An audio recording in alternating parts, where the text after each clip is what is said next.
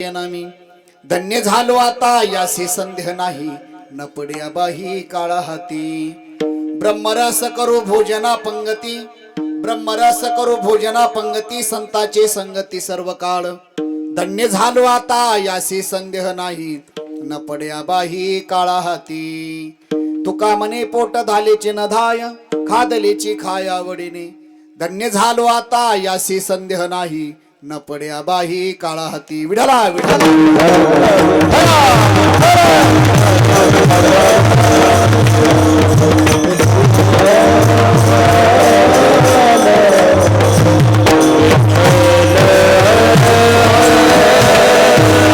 काळा हाती रणरंग धीरम राजीव नेत्रम रघोषनाथम कारुण्य रूपम करुणाकरंतम श्रीराम चरणम शरणम प्रपती पांडुरंगा करू प्रथम नमन दुसरे चरण संताची त्यांच्या कृपादानी कथेचा विस्तारू बाबाजी सद्गुरुदास तुका जयांची केली स्मरण होय सकळ विद्येची आधी करणतेची वंदू श्री चरण श्री गुरूंचे ते नमस्कारुनी आता नमो ज्ञानेश्वरा निवृत्ती उदारा सोपान देवा मुक्ताबाई नमो त्रिभुवन पावनी आद्य त्रिजननी देवाची नमो सद्गुरु तुकया ज्ञान दीपा नमो सद्गुरु सच्चिदानंद रूपा नमो सद्गुरु भक्त कल्याण मूर्ती नमो सद्गुरु भास्कर पूर्ण कीर्ती मस्तक ही पाया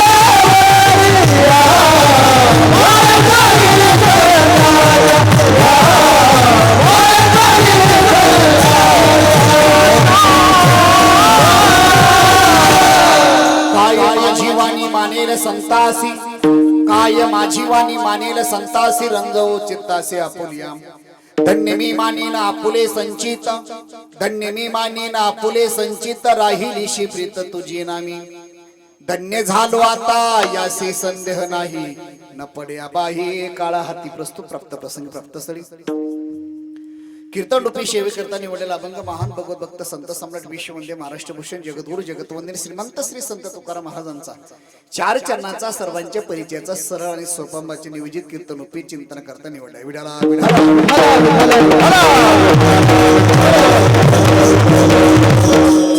अभंग जगद्गुरु तुकोबरायचा तुमच्या समोर गायला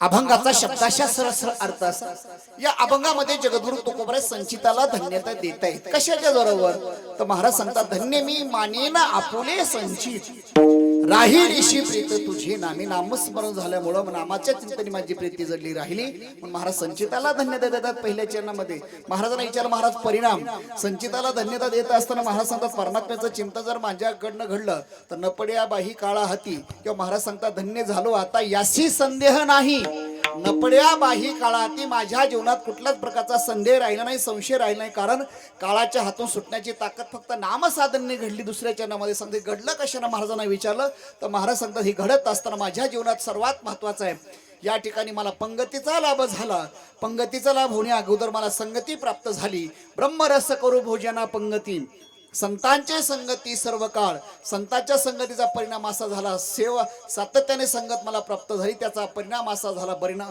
ब्रह्मरस सुद्धा मला सेवन करायला मिळालं आणि चौथ्या चरणात महाराज सांगतात अनेक युग झाले तरी अजून या ठिकाणी हा ब्रह्मरस मला सेवनच करावं वाटतं अजून या ठिकाणी अतृप्तता आहे तृप्तता होत नाही कारण महाराज सांगतात तुका मने पोट धालेची न धाय खादलेची खाय आवडीने धन्य झालो आता यासी संदेह नाही न पड्या बाही काळा हाती हा झाला अभंगाचा शब्दाचा अर्थ विढाला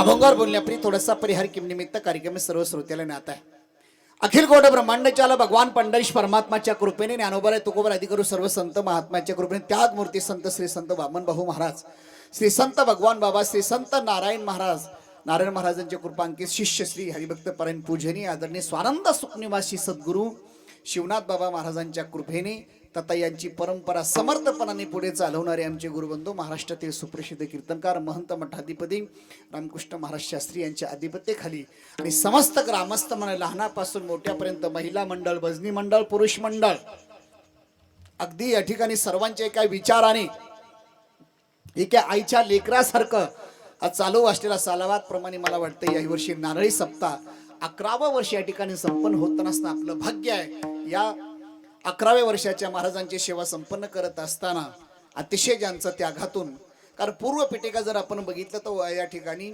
श्री संत नारायण महाराजांचे कृपांकित शिष्य गुरुवर्य शिवनाथ बाबा, पण त्यांना मला वाटतं फारसं आयुष्य लाभलं नाही। मग तया पुण्याची पाहुती सरे सवेचिंद्रपणाची उठी उतर येऊ लागत ती माघारी मूर्ती लोका। शास्त्र सांगतंय, ज्ञानोबा सांगतात नियमच आहे आम्हाला वैकुंठवासी विठ्ठल बाबा गुले बाबा सांगायचे, बुवा मोठे माणसं येतात, बाबांचे वाक्य मोठे माणसं येतात आणि कार्य झालं की लवकर निघून जातात। तसं मला वाटतंय इतर संत महंतापेक्षा बाबांना या ठिकाणी शिवनाथ महाराजांना आयुष्य कमी लाभलं। मला वाटतं याच्या करताच आयुष्य कमी लाभलं असेल की त्यांचं या ठिकाणी पुढचं कार्य समर्थपणाने चालवण्याकरता लक्षात ठेवा, दोन प्रकारची परंपरा असते, दोन प्रकारचं नातं असतं। एक रक्ताचं नातं असतं, ते स्वार्थी असतं, आणि परमार्थिक नातेच्या माध्यमातून या ठिकाणी त्यांची समर्थपणाने पुढे चालवल्याने या समर्थ परंपरा या ठिकाणी सोपं नाही सज्जनवाद। मी बघतोय एक दान देणं होऊन मोकळं आहे, पण पुढे समर्थपणाने ही परंपरा चालवायचं। आणि म्हणून महाराजांचा संदेश असेल, देवाचे काही लीला असेल, नारायण बाबाची कृपा असेल, ज्ञानोबरायचा आदेश असेल, या ठिकाणी महाराजांना जर आयुष्य कमी प्राप्त झालं, परंतु महाराजाही पेक्षा मला वाटतं एक पट जास्त या ठिकाणी त्यांनी समर्थपणाने त्यांची परंपरा त्यांनी प्रारंभित केलेला नारळी सप्ताह आणि आपलं भाग्य आहे म्हणून अभंग निवडला। याचं कारण आहे की मला वाटतं याच्याही अगोदर आपण या गावामध्ये प्रसाद 3 ते 4 वेळामध्ये हा प्रसाद प्राप्त झाला आणि प्राप्त होत असताना याही वर्षी गावकऱ्यांच्या वतीने अन्नदान आहे। आणि अजून दुसरे कोण आहे आणि या ठिकाणी या कारण लक्षात ठेवा अतिशय मुख्य यजमान आमचे परमार्थिक प्रेमी शिशिरराव शेठ पालवे साहेब यांचं अतिशय या ठिकाणी या सप्ताहाला योगदान आहे। एकलेचा नोहे खेळ म्हणून मेला जमविला, एकटा माणूस असेल पण त्याही पेक्षा त्याच्यापेक्षा सर्वात इथे एकट्याचं कोणाचं वाटत इथे आल्यानंतर मग अशी बघितलं मी रस्त्याने येताना या ठिकाणी लहान मुलं काय मोठे माणसं काय या ठिकाणी इथे येताना ज्याला जे जे सेवा करता येते सेवा करण्याचा प्रयत्न सर्व करत आहेत। एक विचाराने संयुक्त विचारणे याही वर्षी सुंदर असं भव्यदेवी निवेदन महाराजांनी मला या ठिकाणी सेवेचा आदेश दिला। मी सुद्धा आनंदानं स्वीकारला। 1 नंबरच्या टाळकऱ्यापासून इथपर्यंत तुळशीबाई आईपर्यंत दोन्ही या ठिकाणी पहारेकरी विनेकरी असेल, दोन्ही चोपदार बालदार मृदंगाचार्य सर्व या ठिकाणी फोटोग्राफी असेल, व्हिडिओ चालवणार असेल, सर्वांना धन्यवाद देतं। कुणाचाही नाव उल्लेख न करता आज कीर्तन करता विशेष उपस्थित समस्त ग्रामस्थ मंडळ, मोठादेवी मोठेचे बरेच ग्रामस्थ, समस्त ग्रामस्थ मंडळ कारेगाव, तनपुरेवाडी या ठिकाणी श्रीसट वारकरी आमचे सर्वच या ठिकाणी वारकरी मंडळ, कोणाचाही व्यक्तिगत नाव न उल्लेख करता सर्वजण या ठिकाणी आपण एका आईच्या लेकरं आहोत। कोण किती मोठं याहीपेक्षा सेवा करणं हा माझ्या पुढे सर्वात महत्वाचा भाव आहे। अभंग जगद्गुरु तुकोबरायचा तुमच्या समोर गायला महाराज या अभंगामध्ये सांगतात, धन्य मी मानेना आपुले संचित राहिलीशी प्रीत तुझे नामी, धन्य झालो आता यासी संदेह नाही, नपणे अबाही काळा हाती। या अभंगामध्ये महाराज धन्यता देत आहेत। धन्यता देत असताना महाराज आपला अनुभव सांगतात। अनुभव सांगत असताना अनुभवाचे अनेक प्रकार आहेत। परमार्थिकाला अनुभव येतो तो सुखाचा अनुभव येतो, संसारिकाला अनुभव येतो तो दुःखाचा अनुभव येतो। महाराजांचा विचार सांगत असताना संसारिकाचा अनुभव हा दुःखजन्य अनुभव आहे आणि परमार्थाचा अनुभव हा सुखजन्य अनुभव। पहिला फरक आहे, अजून मला पुढे चिंतन हे करायचं आहे। संसाराचा अनुभव हा मर्यादित आहे आणि परमार्थातील अनुभव विश्वपुरता व्यापक आहे। अजून तिसरा अनुभव मला सांगायचा आहे, संसाराचा अनुभव हा दुःखाचा अनुभव आहे आणि परमार्थामधील अनुभव हा सुखाचा आहे। महाराज या अभंगामध्ये सांगतात, मी एवढे दुःख भोगली या वाचने सुद्धा सांगणं अशक्य आहे। महाराज सांगतात, अनेक दुःखे सांगू मी किती, सकळ संसाराची स्थिती न साहे पाषाण फुटते भय कापचिती भरला से, सर्व सुखाची आशा जन्म गेला। क्षण एक मुक्ती यज्ञ नाही केला, हिंडता दिशा शिन पावला, माया वेष्टीला जीव माझा, माझे सोहित नेनती कोणी. महाराजांचे अभंग आहे. महाराजांचा अनुभव नाटाचं प्रकरण आहे. आपण वाचलं असेल तर कळेल. आता नाटक वगैरे वाचणं सुद्धा शक्य आहे, फक्त म्हणावं लागतं नाटक आहे. लक्षात ठेवा, चौचेनी अभंग आहे. मला चिंतन हे करायचं आहे. महाराज आपला अनुभव सांगतात. या अभंगामध्ये महाराजांनी आपला जो अनुभव आलाय, परमार्थ साधना करत असताना महाराज या अभंगामध्ये धन्यता देतात. मग धन्यता देत असताना जीवाची धन्यता वेगळी, संतांची धन्यता वेगळी आणि देवाची धन्यता वेगळी. 3 मुद्दे मला वेळेत सेवा समारोप करायची, का नारळ सप्तती निवेदित वेळ आहे. जीवाची धन्यता वेगळी आहे. महाराज या अनुभव अभंगातून धन्यता देत आहेत. लौकिक धन्यता महाराजांची अजून मला पुढे प्रतिपादन करायची. महाराज धन्यता देत असताना महाराजांची धन्यता कोणती आपण नेहमी ऐकलं असेल, आपण वाचलं असेल, आपण श्रवण करणारी मंडळी हा जाणते श्रोते. महाराज सांगतात, स्त्री एक अन्न न करता मेली, त्यालाही महाराज धन्यता देत आहेत. हे धन्यतेचं लक्षण आहे का? ऐका. कोपले पाटील गावीचे हे लोक, आता मज भीक कोण घाली कल्पना करा. गावातल्या पाटलांनी कोपावं, अर्थात रागवावं, तरी महाराज धन्यता देत आहेत. अजून मला सांगायचे धन्यतेचं लक्षण आहे का? महाराज सांगतात, बरे झाले देवा निघाले दिवाळे. तुम्ही सांगा, एवढी प्रचंड गर्दी येईल, कुणाला तरी आपल्या जीवनामध्ये कर्ज व्हावं असं वाटतं का? दुष्काळ पडावा असं व्हावं, दुष्काळ पडावा वाटतो का? तरी महाराज त्यालाही धन्यता देत आहेत. की धन्यतेचं लक्षण आहे का? अजून पुढे महाराज सांगतात, आम्ही सदैव सोडके, जवळी येता चोर धाके, जाऊ पुढे ती भिके, कुत्रे घर राखीती. यालाही महाराज धन्यता देत आहेत. हे धन्यतेचं लक्षण आहे का? 2 प्रकारची धन्यता मी सांगतोय. एक लौकिक महाराजांची धन्यता आहे आणि एक परमार्थिक आध्यात्मिक धन्यता मला तुमच्या समोर सांगायची. या अभंगामध्ये विचार हा करत असताना, धन्यतेचा विचार सांगत असताना, धन्य मी मानीन आपुले संचित. इथे संचिताला महाराज धन्यता देत आहेत. मग संचिताला धन्यता देत असताना वेळ आपल्याकडे मर्यादित आहे. संचिताला जर महाराज धन्यता देत असतील तर संचित म्हणजे काय, हा पहिला विचार आपला करावा लागेल. म्हणजे धन्यता आपला कळेल. धन्यता याचा विचार करण्यापेक्षा संचित पहिला महत्वाचा आहे. मला चिंतन हे करायचं आहे. संचित दिसत नाही पण मानावं लागतंय. इथे एवढी गर्दी आहे, कुणाचंही कुणाला संचित दिसत नाही पण मानावंच लागतंय. महाराज सांगतात, तुमच्या माझ्या जीवनामध्ये सुखाचे किंवा दुःखाचे भोग असतील, त्याला एकच कारण आहे, आपलं संचित आहे. भोग तो न घडे संचिता. माझ्या जीवनात मी पुन्हा विधान करतोय, जे भोग भोगतोय सुखाचे, काहींच्या जीवनात उत्तम भोग आहेत, काहींच्या जीवनामध्ये मध्यम भोग आहेत आणि काहींच्या जीवनामध्ये कनिष्ठ भोग आहेत. बघा, काहींचं उत्तम प्रारब्ध आहे, मी नेहमी सांगत असतो. काहींचं मध्यम प्रारब्ध आहे आणि काहींचं कनिष्ठ प्रारब्ध आहे. उत्तम प्रारब्ध, माणसामध्ये 3 प्रकारचं प्रारब्ध आहे महाराज. कुत्र्यामध्ये सुद्धा 3 प्रकारचे कुत्रे आहेत. उत्तम कुत्रा, मध्यम कुत्रा, कनिष्ठ कुत्रा. आता अनेक प्रकारच्या जाती बघितल्या, पण तुम्ही प्रारब्ध पहिल्यांदा ऐकत असाल. किती जातीत कुत्रे हे सुद्धा सांगता येत नाही. माणसाचे नावं कमी, एवढे कुत्र्याचे नावं आज नवीन नवीन माणसं ठेवतायत. इतकी फॅशन झाली. मला प्रारब्ध सांगायचं आहे. उत्तम कुत्रा, तो जर आपल्या गावात आला ते एकटा येत नाही. मागे 8-10 गाड्या, पुढे 10-15 गाड्या, 1-2 कोटीच्या गाडीमध्ये बसून येते. कुणाबद्दल बोलतोय? ऐका, उत्तम कुत्रा का सांगतोय पुढे ऐका. गावात एखादी चोरी झाली, श्वान पथक बोलवलं जातं. बुद्धी माणसाची कमी पडते, त्या श्वान पथक बोलवलं जातं. त्या कुत्र्याला बघायला अख्खं गाव असतो. एक कुत्र्याचा 10-10, 20-20 लाख रुपये महिन्याचा खर्च आहे. महिन्याचा सांगायलोय, वर्षाचा नाहीये. का? त्याच कुत्र्याचा. का आपल्या गावात कुत्रे नाहीत का? नाही. तो उत्तम प्रारब्ध त्या कुत्र्याचं. मध्यम प्रारब्ध आहे तुम्ही आम्ही पाळलेलं, आणि कनिष्ठ प्रारब्धाचं कुत्रा असतं, अख्खं पालवीवाडी त्याचीच असते. लक्षात ठेवा. कुत्र्यामध्ये 3 प्रकार आहेत. माणसामध्ये मला चिंतन हे करायचंय, बैलामध्ये सुद्धा 3 प्रकारचे बैल आहेत. उत्तम बैल, मध्यम बैल, कनिष्ठ बैल. उत्तम बैल आपल्याकडे कमी बघायला मिळते. पुणे जिल्ह्यात जर तुम्ही गेलात, बघा युट्यूबला बघा, फेसबुकला बघा, आपण जाणते माणसं आहात आपण. उत्तम बैल, एका बैलाची किंमत 1.5 कोटी रुपये, 80 लाख रुपयाची एका बैलाची किंमत आहे. मागे 10 दिवसापूर्वी मी आंबेगाव तालुक्यामध्ये 1,10,00,000च्या बैलाची पूजा केली. 1,10,00,000. कारण हजारो लाखो माणसामध्ये या ठिकाणी माणसाचा, अर्थात मालकाचा नुसतं पापी लवेपर्यंत नाव कमवतोय. एका बैलाची किंमत सांगलो मी. जी माणसं स्वतःच्या मुलाला सांभाळत नाहीत, तेवढे त्या बैलावर प्रेम करतायत. क्विंटलनी त्याला काजू बदाम म्हणतात, किलोने नाही, क्विंटलनी. मी बघितलेलं आहे, क्विंटलनी, किलोने नाही सांगत मी. गावठी दूध आहे, त्या बैलाला गावठी तूप आहे. मला चिंतन का करायचं आहे? कारण तो शर्यतीचा बैल आहे. उत्तम प्रारब्ध आहे, सर्व बैलाचं नाही आहे. माझं चिंतन हे सांगायचं, वेळ माझ्याकडे मर्यादित, संचितावर मी 4 तास बोलेले. या ठिकाणी संचिताबद्दल बोलत असताना जे दिसत नाही पण ऐकायला येत आहे का, जे दिसतच नाही, संचित मानायचंय कसं, दिसत नाही पण मानावंच लागतंय, याला संचित म्हटलं जातं. त्यामध्ये 3 प्रकार आहेत. काही गोष्टी डोळ्यानं बघायच्या आणि कानानं ऐकायच्या आणि सत्य मानायच्या. शब्द प्रमाण, प्रत्यक्ष प्रमाण, अनुमान प्रमाण. मला चिंतन हे करायचं, संचिताबद्दल विचार करत ना. कुणाचंही कुणाला संचित दिसत नाही पण मानावं लागतंय. भोग तो न घडे विषय झाला. मला चिंतन हे करायचं आहे. महाराजांना प्रारब्ध आहे. इथे प्रारब्ध म्हणजे अर्थात संचित आहे. संचिताचा विचार करत असताना महाराज सांगतात या ठिकाणी शब्द प्रमाण. शब्दावर विश्वास ठेवायचा. बघा 6:30 वाजता, सकाळी 6:30 वाजता सासऱ्याचा फोन जावायला आला. जावई बापू तुम्हाला मुलगा झाला.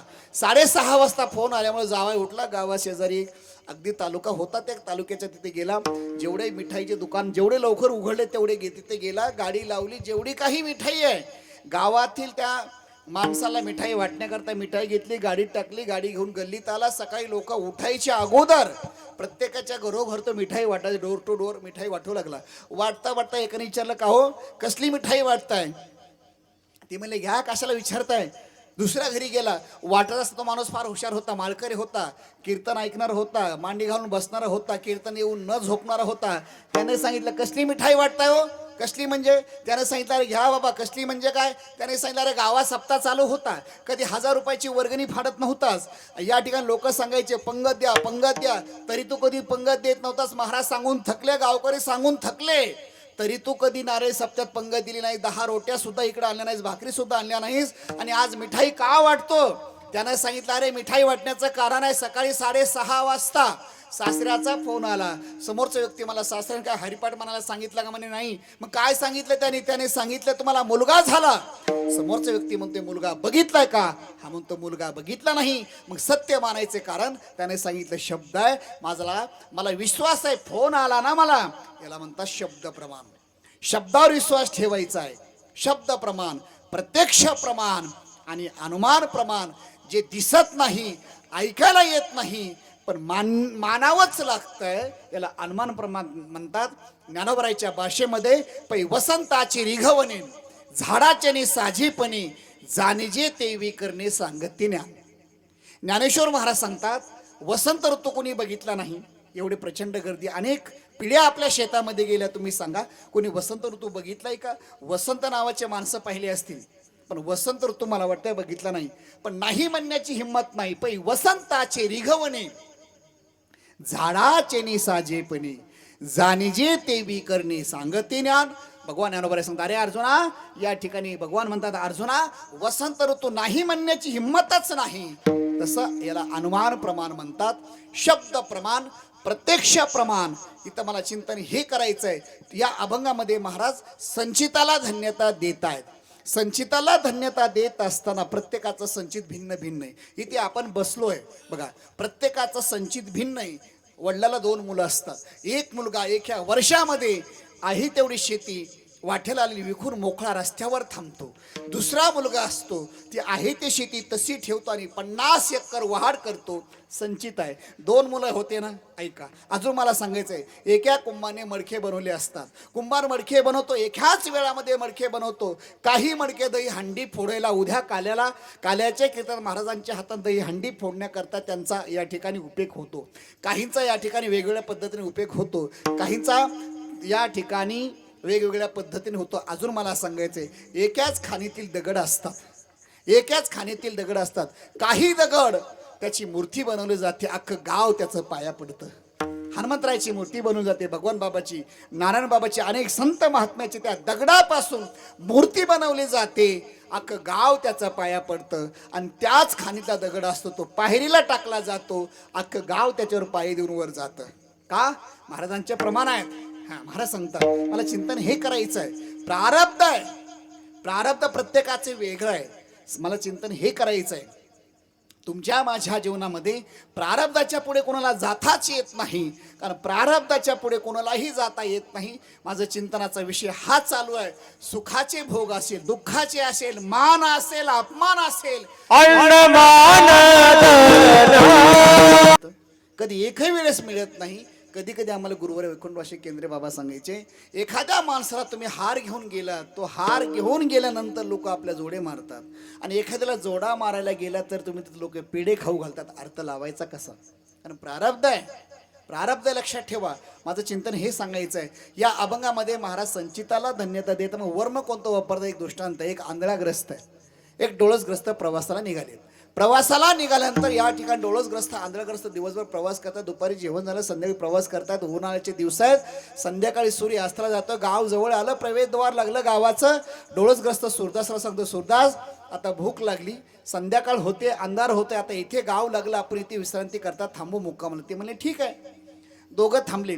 थांबल्यानंतर डोळसग्रस्त विचारतोय, आता सूरदास मला भूक लागली आणि आता शेजारी या ठिकाणी बरेच भोपळे आहेत, 3-4 भोपळे मी तोडतो आणि त्याची संध्याकाळी भाजी करू आणि आपण एकत्र खाऊ आणि पुढच्या प्रवासाला लागू.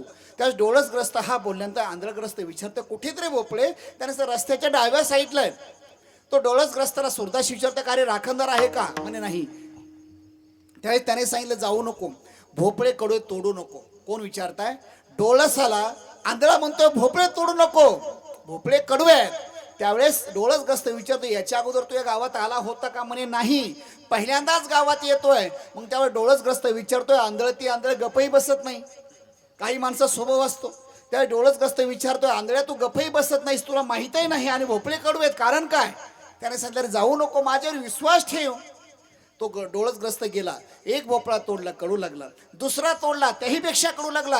20-25 भोपळे तोडले, अगदी कडू लागले. तो वापस आला आणि डोळसग्रस्त वापस आल्यानंतर सूरदासला सांगतो, सूरदास तू म्हणला होता ना तसंच झालं, अख्खे भोपळे कडू लागले. त्यानं सांगितलं, कारण काय? त्यानं सांगितलं, तू कोणतं वर्म वापरलं, तुला कसं काय कळालं? त्याने सांगितलं, सोपं आहे. अरे भोपळे कुठे आहेत? म्हणे रस्त्याच्या कडेला. राखणदार नाही, तार कंपाऊंड नाही, वाल भिंत नाही. अरे वेड्या, चार ते रस्त्याच्या कडला जर एवढे भोपळे आहेत, राखण नाही, भिंत नाही, भोपळे इतका माल आहे. अरे चांगले असते जर मार्केटला भाव असता तर लोकांनी दिवसाने रात्री चोरून घेऊन गेले असते. वेड्या, जार ते कोणीच हात लावत नाही, त्या कडू भोपळे आहेत. सर्व वर्म आहे, लक्षात ठेवा. जार ती कोणीच हात लावत नाही, त्या ती कडू आहेत. तसं महाराजांना या ठिकाणी रीत वापरली. तुकोबरा विचारतात, या ठिकाणी संचिताला धन्यता देत असताना वेळ मर्यादित असल्यामुळं संचिताला महाराज धन्यता देत आहेत. महाराजांना विचारलं, महाराज संचिताला जर धन्यता देत असते तुम्ही कोणती रीत वापरली? तर त्याची रीत अभंगाच्या आपुले संचित राहिलीशी प्रीत तुझी नामी. महाराज सांगतात, नामाच्या ठिकाणी माझी प्रीती जडली, राहिली, त्याला महाराज संचिताला धन्यता देत आहेत. मी मागाशी बोललो, जीवाची धन्यता वेगळी. आपण कोणालाही धन्यता देतो. एखादी भोग प्राप्त झाला तरी आपण धन्यता देतो, एखाद्याला वेगळे विशेष एखादी महत्व मिळालं तरी आपण धन्यता देतो. पण महाराज लौकिकाला धन्यता देत नाहीत. राहिलीशी प्रीत तुझी नामी, नामाच्या ठिकाणी माझी प्रीत जडली, राहिली, त्याला महाराज त्याला धन्यता देत आहेत. प्रीत याचा अर्थ नामाच्या ठिकाणी. मी महाराज सांगतात, नामाच्या ठिकाणी म्हणजे नामस्मरण ज्याला घडलं त्यालाच महाराज धन्यता देत आहेत. तुमचं भाग्य आहे. अजून मला सांगायचं आहे, तुमच्या माझ्या जीवनात ऐका, सर्व गोष्टी पुन्हा होतील. एखाद्या व्यक्तीचं वर्णन आपण करू शकतो. वा आमच्या गावामध्ये पालवेवाडीमध्ये असा व्यक्तीच नाही, अमुक व्यक्ती वर्णन करतायत, सासू जावायचं वर्णन करते. महाराज आमच्या गावात या तालुक्यात आमच्या जावाईसारखा जावई जिल्ह्यातच सापडणार नाही, तालुक्यात नाही, जिल्ह्यात लगेच. लक्षात ठेवा. ती म्हणते जिल्ह्यात काय, महाराष्ट्रात माझ्या जावाईसारखा सापडणार नाही. गुणाचं वर्णन करता येईल, एखाद्या व्यक्तीचं वर्णन करता येईल, एखाद्या पदार्थाचं वर्णन करता येईल. मगाशी आम्ही भोजन केलं, काय सुंदर भोजन होतं, वर्णन करता येईल. लक्षात ठेवा. अजून मला सांगायचं आहे, एखाद्या व्यक्तीचं गुणाचं वर्णन करता येईल, स्वभावाचं वर्णन करता येईल, पण महाराज सांगतात त्याच्या मुखाला रामकृष्ण हरी सहज येणार नाही. का? त्याची विषय मला चिंतन हे करायचंय, मला तुम्हाला सिद्धांतावर आणायचंय. ज्ञानेश्वर महाराज सांगतात 9व्या अध्यायामध्ये, जयाचे वाचे पुढे भोजे, नाम नाचत असे माझे, ते जन्म सहस्त्र ओळखीजे, एक वेळा मुकाशी यावया. भगवान म्हणतात अर्जुना, माझं एकदा नामस्मरण मुखाला येण्याकरता हजारो जन्म घ्यावे लागतील. ज्ञानोबराची भाषा सांगेल, बहुत सुकृताची जोडी मनोने विठ्ठली आवडी. हा, अजून मला पुढे सांगायचं आहे. तरीच नाम जिव्हागरी येईल श्रीरामाचे. तुकोबराची भाषा, रामकृष्ण हरी मुखाला येण्याकरता भाग्य लागतं, देवाचं साधना घडण्याकरता भाग्य लागतं. तुम्ही भाग्यवान आहात की तुम्हाला अनेक संतांची सेवा करण्याचं भाग्य तुम्हाला प्राप्त झालं. वा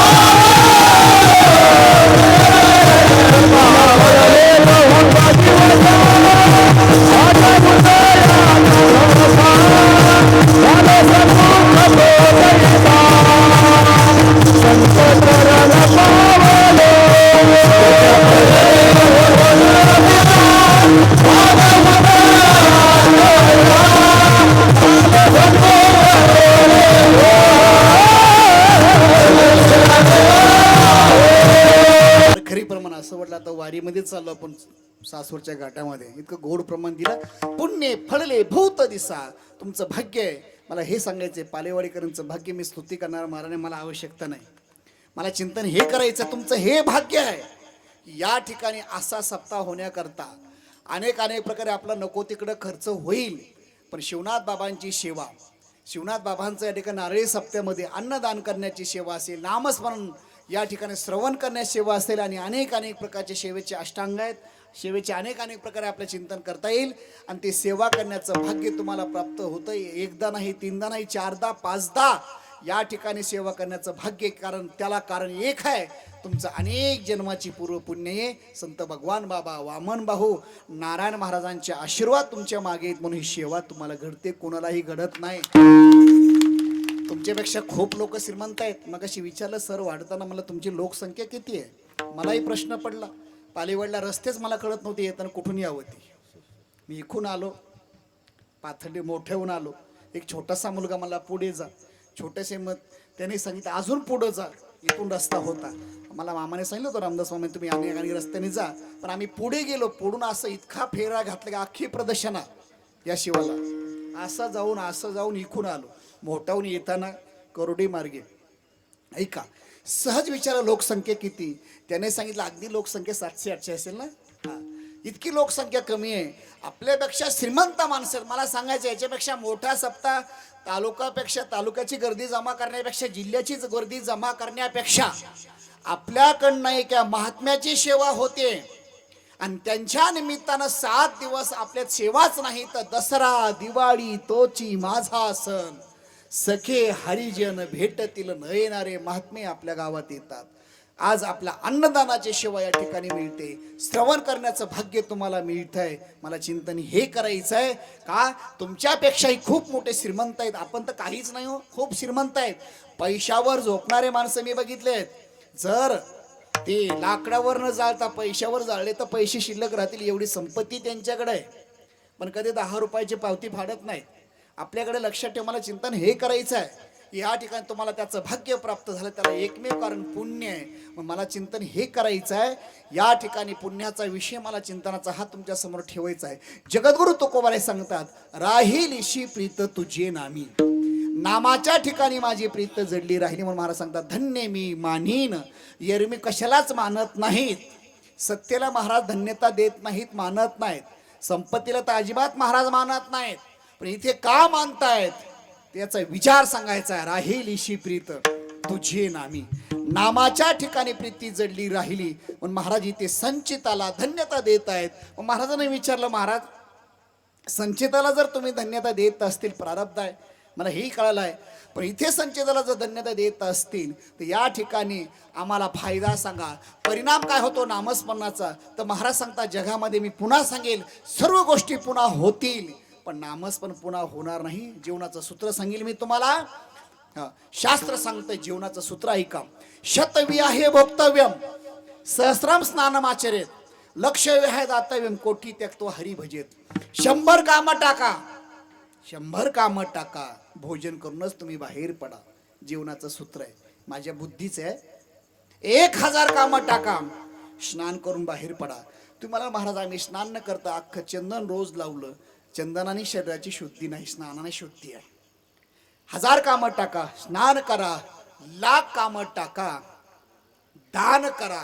आणि दान करण्याचं भाग्य तुम्हाला मिळालं. काला झाला की काला झाल्यानंतर तुम्ही किती जर दान द्यायचा विचार केला तरी तेवढं महत्व नाही.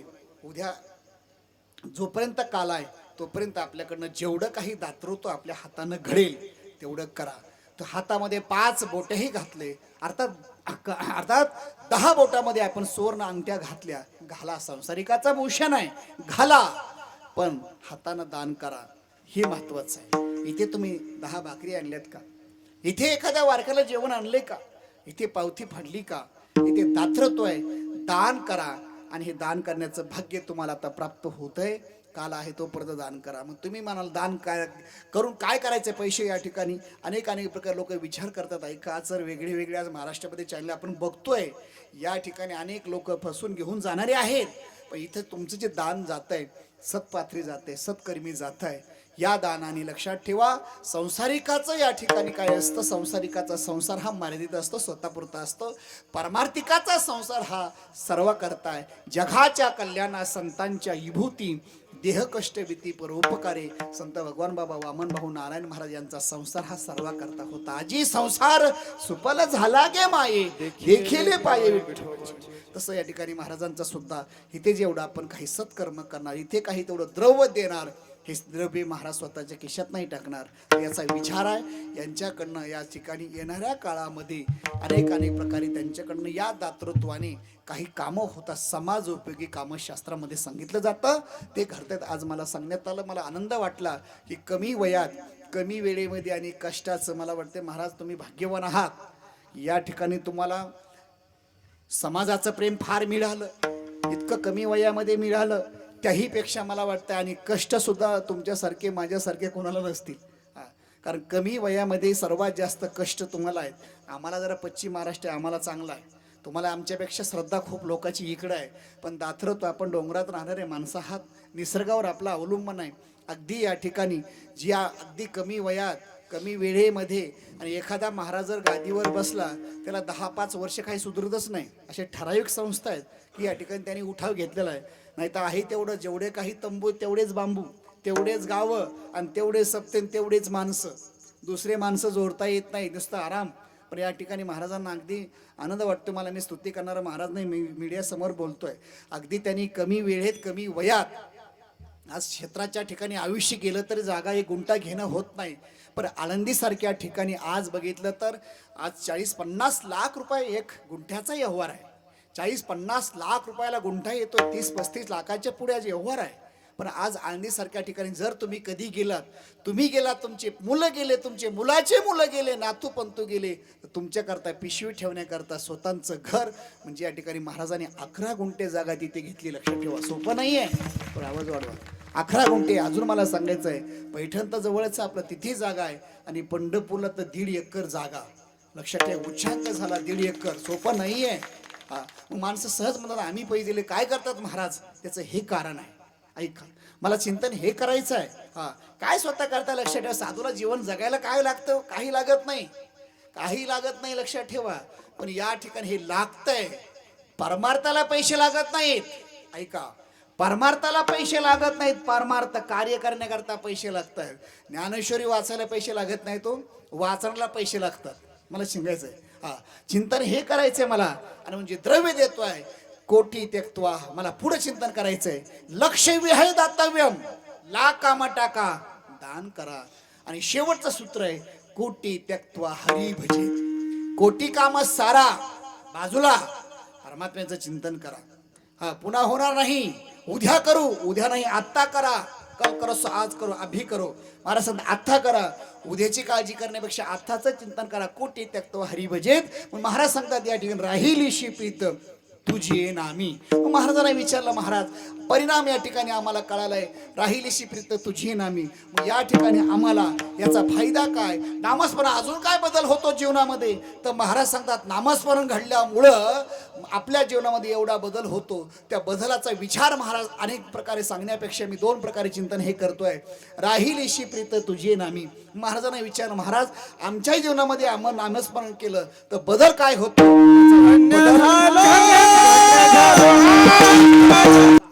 यासी संदेह नाही. अर्थात नाम साधनेमुळं न पड्या बाही काळा हाती. काळाच्या हातात अर्थात काळाची भीती सुद्धा नाहीशी झाली. नाम साधनेचा परिणाम आहे. पहिले चिंतन हे करायचे, धन्य झालो आता. धन्यता देत आहेत. आता हा शब्द वापरतायत. आता हा शब्द महाराज का वापरत असतील? आता हा शब्द संसारामध्ये चालतो, परमार्थामध्ये चालतो. महाराज सांगतात आता हा शब्द आहे. आता अनेक प्रकारे आपण बघितलं. आता या शब्दाचा विचार करायचा आहे. आता धन्य झालो आता.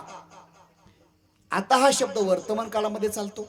मला वाटतं आता हा शब्द भूतकाळामध्ये सुद्धा चालतो. आता हा शब्द भविष्य काळामध्ये चालतो. बघा आता हा शब्द आहे. शाळेला सुट्ट्या लागल्यानंतर सर्व विद्यार्थी घरी जातात. पण काही दिवस मुख्याध्यापक आणि कर्मचारी त्यांना काही दिवस शाळेवर यावं लागतं. बरेच दिवस झालं सुट्ट्या लागल्या, सर्व मुले घरी जातात. कर्मचारी येतो, अर्थात शिपाई येतो, सकाळी येतो, दिवसभर थांबतो. मुख्याध्यापक सकाळी येतात, दुपारी निघून जातात. कधी दुपारी येतात, सकाळी येत नाहीत. अशी दिनचर्या आहे. तो सेवक कंटाळला, विचार करतोय काम नाही, मुलं नाहीत, रोज जायचे. कारण का? कंटाळून त्यांनी या ठिकाणी डोकं चालवलं, पेन घेतला, एक कागद घेतला आणि बोर्ड लिहिला, आत्ताच मी घरी गेलो. काय? आत्ताच मी घरी गेलो. तो बोर्ड घेतला, ऑफिस शेजारी लावला आणि डायरेक्ट ऑफिसला चिठकला, आत्ताच मी घरी गेलो. मुख्याध्यापक 11:30 वाजता आले. फोन लागत नाही, लावला तर उचलत नाही. त्यांना म्हटलं चला कुठे कामावर गेला असेल, घरी गेला असेल, पण बोर्ड लावलाय आत्ताच मी घरी गेलो. गुरुजीला वाटलं आताच घरी गेला असेल. पुन्हा संध्याकाळी 4:30 वाजता गुरुजी शाळेत आले. कुठेच कर्मचारी अर्थात तो शिपाई दिसत नाही, सेवक दिसत नाही, पण बोर्ड आहे. त्यांना वाटलं बोर्ड काय, आत्ताच मी घरी गेलो. त्यांना वाटलं चला आत्ता गेला असेल. पुन्हा 3 दिवसांना शाळेत सर आले, बोर्ड तोच आहे, वाक्य तेच आहे. वाक्य काय, आत्ताच घरी गेलो. म्हणजे आत्ता हा शब्द आहे. आत्ता हा शब्द परमार्थातही चालतो, संसारामध्ये चालतो. आता निश्चिंतीने पावलो विसावा. अजून मला सांगायचे, आता हा शब्द, आता धन्य झालो आता, उत्पुढं यासी संदेह नाही. महाराज सांगतात माझ्या जीवनामध्ये नामस्मरण घडल्यामुळं माझ्या जीवनातील काही दोषाची निवृत्ती झाली. दोषाची निवृत्ती झाल्यानंतर त्याचा परिणाम असा झाला, विक्षेप दोष निवृत्त झाला, आवरण दोष निवृत्त झाला.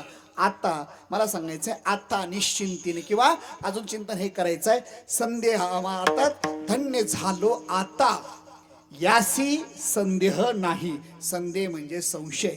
परमार्थामध्ये सर्वात मोठा जर कोणता शत्रू असेल तर संशय. नुसतं मनात थोडी शंका आली तरी आपल्याकडनं पातक घडतंय. मनामध्ये थोडा विचार आला तरी या ठिकाणी पापाची उत्पत्ती होते. ज्ञानावराची भाषा आहे, संशय अवनी थोर अनेक पाप नाही. अजून मला सांगायचंय, पापाबद्दल विचार करत असताना संशय कोणाला येतो? जे ज्ञानी आहे त्याला संशय येत नाही, जे अज्ञानी आहे त्यालाही संशय येत नाही. जे अज्ञानी थोडा आहे, ज्ञानी थोडा आहे, त्याला संशय येतो. ज्ञान अज्ञान मिश्रित त्याला संशय म्हटला जातो. अजून मला सांगायचंय, संशय कोणाला येतो? बघा, जो देतो ना महाराज त्याला संशय येत नाही. आता महाराज कार्य करतात, मी त्यांच्यापेक्षा थोडं वेगळं कार्य करतोय. जो 10,000 देणगी देतो तो कधी विचार करत नाही. जो 10 लाख देणगी देतो तो कधीच विचार करत नाही. जो 51 रुपये देणगी देतो, 8 दिवस सप्त्याला जेवायला येतो आणि सप्ताह झाला की सगळ्याच्या अगोदर चला हिशोब दाखवा. कधी जो देतो तो कधी विचार करत नाही. माझा सांगतो, तुमच्याकडलं सांगितलं, तुमच्याकडे फार लोक श्रद्धावान आहेत. आमच्याकडलं सांगायला, जो देतो कधी विचार करत नाही, जो देतच नाही तो जास्त विचार करतो. अजून मला सांगायचं आहे, ज्ञानेश्वरी मंदिर तुम्ही बघितलं असेल, 211 फूट हाईटचं मंदिर आहे. आळंदीमध्ये कधी आलात तर 5 किलोमीटर पासून गाडी उभा करायची, बघायचं. पूर्ण ज्ञानेश्वरी त्या मंदिरावर कोरली आहे. 25 करोड रुपयाचं काम तिथे प्रोजेक्ट चालू आहे. 25 करोड रुपयाचा. जो लाखो रुपये देणगी देतो तो कधी विचार करत नाही. जो देतच नाही, किती दिवस झालं काम, अजून राहिलं काम, विचार करतो कधी काम होईल. हा, एवढं काम असते का? म्हणजे काय, ज्याला घरी घर झाडणं होत नाही तो विचार करतो. ऐका, मला चिंतन करायचं आहे. जो देतो तो कधी विचार करत नाही. संशय सर्वात महत्वाचा आहे. अजून मला पुढे सांगायचं बघा. दोन माणसं जेवायला बसले. जेवायला बसल्यानंतर एकाच पंक्तीतला भात आहे, वाढे करू एकच आहे, बादली एकच आहे. एकाला 7 घासामध्ये 7 खडे लागले. पुढे पुढे जेवता जेवता त्याला म्हटलं चला नंतर चांगलं लागेल. 15 घास गेले बाबा. 15 घासाला 15 खडे लागले. 15 घासाला खडे लागले. तो विचार करतोय माझ्या शेजारी माणूस जेवायला, त्याला एकही खडा लागत नाही. त्याने बघितलं भात वाढणार एकच आहे, बादली एकच आहे, मला 15 घासाला खडे लागले. कारण काय? त्यांनी मोबाईल घेतला, टार्च सुरू केला, तोंडावर अंधारी आपली लाईट नव्हती आणि बॅटरी तोंडावर लावली मोबाईलची. तर 32 पैकी एकही दात त्याला नाही. 32 पैकी एकही दात नाही. खडे लागतील कशाला? खडे लागतील कोणला? ज्याला ज्ञान आहे त्याला. ऐका, अजून मला सांगायचंय, ज्याला ऐकायलाच येत नाही त्याला सांगावं लागत नाही कुठला आवाज आहे काय. तो काहीच, त्याच्या पुढे डीजे लावा, स्पीकर लावा, पांढरीचारचा स्वर धरा, किती मोठ्यानं वाजवा. मग अशी मला फार गोड वाटलं वाजवताना. मी अनेक माणसं बघितले बरं का. महाराजांना विचारलं मी, अनेक या ठिकाणी डीजे वाले बघतोय, स्वागतवाले बघतोय, पण तुमच्या गावात या ठिकाणी वाद्य वाजवणार होतं ना, अगदी एक नंबर बस. आता मी महाराजाकडून नंबर घेऊन जाणार आहे. मी आमच्या संस्थामध्ये का सप्त्याला घेऊन जाणार आहे. इतके त्याला मला वाजवू नको. त्याला वाटायचं महाराजला जास्तच आवडले काय, मी कानात मोठं घालतोय. ते इतकं जोरात वाजवायचा. त्याचं वय कमी, वाद्य जास्त आहे. लक्षात ठेवा, वाद्याचं वय, आपलं वजन जास्त आहे. त्याची कंबर बैल एवढी छोटीच आहे, पण इतकं गोड वाजवतोय की मला सांगायचंय काय. ऐका, किती त्याच्या समोर वाजवलं त्याला काही घेणंच नाही ना. ज्याला ऐकायलाच येत नाही त्याच्या समोर किती वाजवा, पकवाज फुटू द्या, डीजे वाजवा, काहीच त्याला ऐकायला येत नाही. ऐकायलाच येत नाही त्याला, कसलाच आवाज कळत नाही. अजून सांगायचंय, ज्याला पूर्ण ऐकायला येत आहे त्याला सांगावं लागत नाही हा चालीचा आवाज आहे का, हा प्रमाणाचा आवाज आहे का, बेसूर झालाय का स्वरात आलाय, त्याला सांगावं लागत नाही. का? त्याला पूर्ण ज्ञान आहे, त्याला सांगावं लागत नाही. आणि ज्याला ऐकायला थोडं ऐकायला येतंय त्याला सांगावं लागतंय. अर्थात मला चिंतन हे करायचं आहे, संशयाची निवृत्ती आहे. महाराज सांगतात, धन्य झालो आता यासी संदेह नाही. संदेहाचा अर्थ आहे कुठल्याच प्रकारचा संशय नाही. किंवा अजून मला सांगायचं आहे, दुसरं प्रमाण आठवलं, संदेहाच्या सुटल्या गाठी, झालो पोटी शीतळ. तुम्हाला सर्वाला प्रमाण आठवलं, फक्त म्हणायचं राहिलं होतं. झालो पोटी शीतळ. गाठी याचा अर्थ काय? गाठी कशाच्या आहेत? काही माणसाच्या गाठी असतात बघा. माणसं वर्णन करतात, महाराज आमच्या गावात आमच्या गल्लीत केंद्र महाराज इतका शांत माणूस दुसरा कोणीच नाही. काही लोक आम्हाला वर्णन करतात, पण शेजारी असल्याच्या सोबत त्याला कल्पना असते. ती सांगतो, केंद्र महाराज आमच्या गावात याच्यासारखा मधल्या गाठीचा माणूसच नाही. काही गाठीचे असतात पण मधल्या गाठीचे असतात. मला अजूनही ती गाठ कळली नाही. काही शास्त्राच्या गाठी मला कळल्या, प्रारब्धाची गाठ आहे, त्रिगुणाची गाठ आहे, पण ती मधल्या गाठीचे माणसं आपल्यात राहतील, आपल्यासोबत बसतील आणि वर्गण देताना देऊ देणार नाहीत. ही मधल्या गाठीचे. ऐका, मला चिंतन हे करायचंय. ताटाला ताट लावून जीवतील, आपले 7 वरे काढतील, एवढे पैसे कशाला याला. ऐका, हे मधल्या गाठीचे. अजून मला सांगायचंय, गाठी मला थोडं भागवतात घेऊन चला, मला घेऊन जात तुम्हाला. गाठी याचा अर्थ काय? सर्व गवणी एकदा भगवान कृष्ण परमात्म्याकडे गेल्या. भगवंताला वेढा घातला आणि भगवंताला विचारतात, कृष्णा कन्हैया, आम्ही तुझ्या जवळचे आहोत, तुझ्याकरता आम्ही घरदाराचा त्याग केला, याजसाठी केले नाना भोग, याजसाठी विषयाचा त्याग. अरे तुझ्यासाठी आम्ही काय काय केलं बाबा, तू आम्हाला बोलतही नाही, कधी स्वप्नातही येत नाही आणि कधी आमच्याशी गप्पाही गोष्टी करत नाही. आम्ही किती सुंदर आहेत, रूपवान आहेत, लाडक्या आहेत. अशा गवणी सर्व देवाला अनेक प्रकारे प्रश्न विचारतायत. आणि पुन्हा विचारलं झाल्यानंतर पुन्हा सांगतात की कृष्णा, तू एवढं या ठिकाणी बोलत नाहीस, आम्ही सजीव असून आम्हाला देवाने मुख दिले, तुझं चिंतन आम्ही करतोय, रात्रंदिवस आम्ही तुझं चिंतन करतोय, तर तू आम्हाला बोलत नाहीत. आणि ती लाकडाची बासरी रे, ती जवळ घेतो ना आणि या ठिकाणी झोपताना जवळ ठेवतो, उठल्यानंतर कमरेला ठेवतो. आणि कारण काय? त्या लाकडाच्या बासरीचं एवढं प्रेम त्या बासरीवर का? भगवान ऐकून घेतात. आणि 3 प्रकारचे कारण भगवान परमात्मा त्या गवळीला देतात. पहिलं कारण ऐका गवळणीनो, ऐका, ज्या बासरीबद्दल तुम्ही बोलताय ना त्याचे 3 कारण ऐका.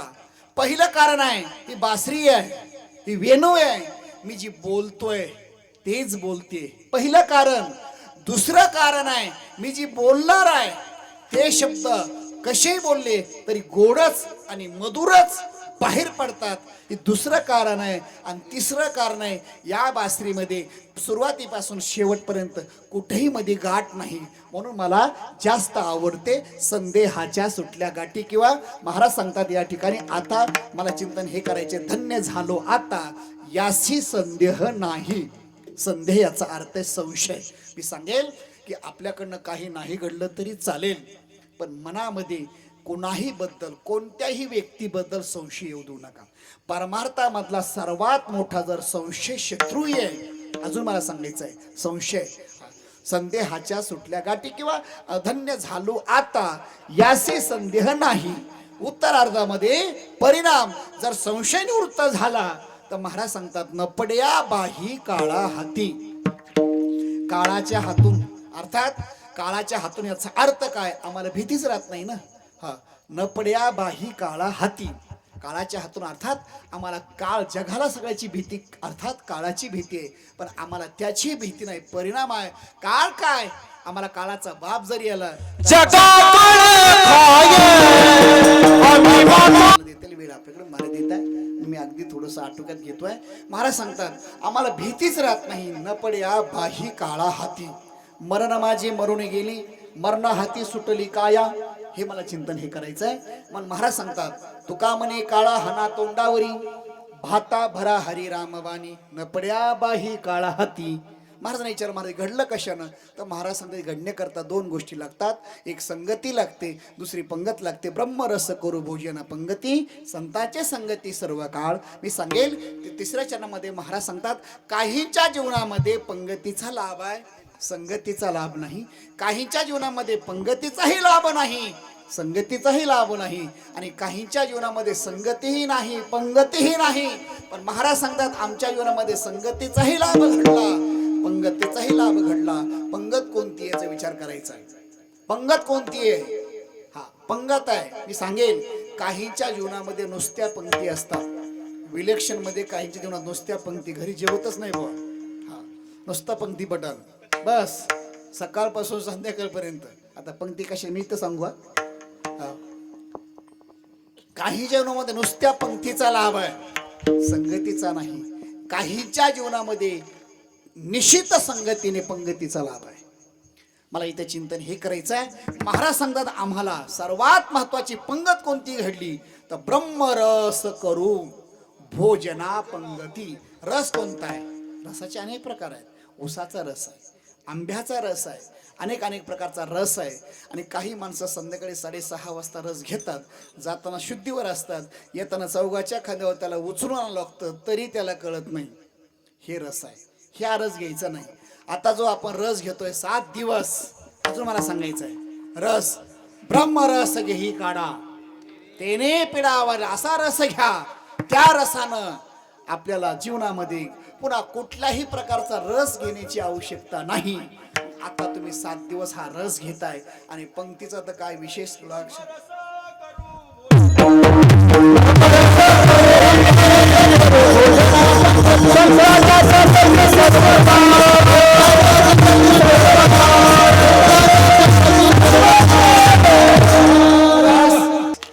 हा प्रमाण आहे.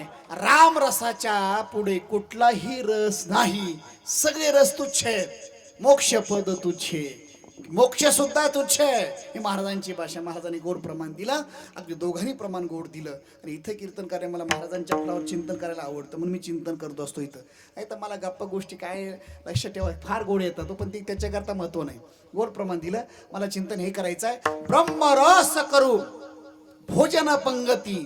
पंगतीचाही लाभ आहे, पण संगतीवर आहे. ज्याच्या जेव्हा संगती चांगली त्याला पंगतही चांगली. आज आपलं भाग्य आहे. आणि बस काय पंक्ती झाल्या मगापासून. मगाशी बघितलं मी येताना ह्या गावातून आलो, ज्यावेळेस तुमचा प्रवेशद्वार आहे, सप्ताची बोर्ड आहे, तिथून आलो. तिथून येत असताना माझ्या डोळ्यात या ठिकाणी परमार्थ अर्थात आनंद अश्रू आले की लहान मुलं आहेत, हातात पिशवी आहे, कोणी पापड्या घेते. आमच्या गाडीमध्ये सुनील महाराज होते. ते मला महाराज पापड्या बघा. मला वाटलं आता एखाद्या घरी जात असतील. दुसऱ्या पुढे गेलो, काही अंतरावर अगदी 6-7 पुढे 1 मिनिटाचा प्रवास केला. एक माता माऊली डोकर पाटी आहे, पाटीमध्ये भाकरी आहेत, पापुड्या आहेत, आणि पुढे त्याच्या पुढे गेलो, दुसरं मोठं पातेलं आहे, अर्थात स्टीलचं पातेलं आहे. तुमचा विश्वास बसत नसेल नाही तर बघा, डाव्या साईडला 6-7 महिला बसल्यात, ती घरी सुद्धा गेले नाहीत, त्यांनी तिथंच ठेवलंय पातेलं टोपलं. म्हणजे इतकं या ठिकाणी, नाही तर काही ठिकाणी मोकळे टोपले घेऊन येतात माणसं, भरून येत नाहीत. इथं या ठिकाणी जागा टोपल्यात नाही, रस्त्यानं इतकं सांडायलं तरी इतका भाव आहे. आणि म्हणून 7 दिवस झालं मी बघितलं, काय पंक्तीत मागाशी विचारलं, इतकं जेवलं मागाशी महाराजांना म्हटलं, महाराज मला पुढच्याशी कीर्तन नका देऊ, पण 7 दिवस जेवायला ठेवा, बरं वाटलं तुमच्या.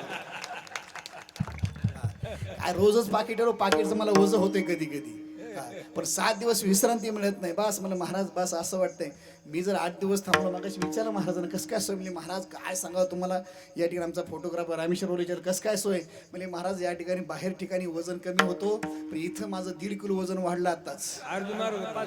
बस इतकं खाऊ घालतात पालेवाडीकर, पाकिट कमी म्हणजे भोजन जास्त का, इतकं म्हणजे पाकिट आहे, काळजी करू नका, इतका खाऊ घालतात. नाही तर काही ठिकाणी दाते आहेत पण माणसं नाही, तो काही ठिकाणी माणसं आहेत पण दाते नाहीत, काही ठिकाणी माणसं आहे दाते आहे जागा नाही. पण आपलं भाग्य गावकरी मंडळी हो, या ठिकाणी काय पंक्ती झाल्या मगाशी, असं वाटलं मरून जावं आणि नुसती लापशीच खातरावं. आणि भात असं झाला होता महाराज, दात सुद्धा लावायची गरज नाही, दातात बस इतका गोड भात झाला होता, म्हणजे ताठ म्हणजे इतकं मगाशी घासाघरीच माणसं वाढायला, इतके जीवन सुंदर आहे. मला चिंतन हे करा, का घडलं ही, रोज का घडत नाही तुमच्या माझ्या जीवनात.